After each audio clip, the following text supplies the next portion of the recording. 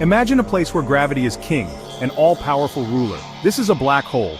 Stars much bigger than our sun die and collapse inwards. They become incredibly dense. Imagine squeezing Earth into a marble. That's how dense.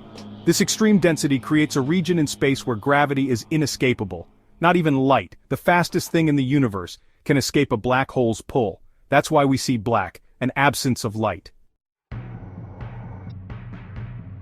Black holes are like cosmic vacuum cleaners, pulling everything towards them, but their gravity isn't uniform. Objects closer to a black hole experience a stronger pull than those further away. This creates something called spaghettification. Imagine Earth falling into a black hole feet first. Our feet closer to the black hole would be stretched out by the intense gravity. It'd be like pulling on a piece of dough until it becomes long and thin. As Earth journeys towards the black hole, things would get strange. Time itself would slow down, a consequence of Einstein's theory of relativity. Imagine watching from afar. Earth would seem to move slower and slower, eventually appearing frozen in time.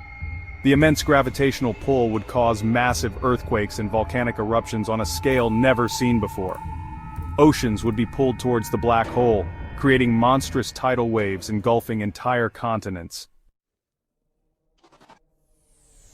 Finally, Earth would reach the point of no return, the event horizon. This is the boundary beyond which nothing, not even light, can escape the black hole's pull. Here, Earth would be stretched and squeezed, ultimately disappearing into the abyss. The information about Earth, its history, and everything it ever was, wouldn't vanish entirely.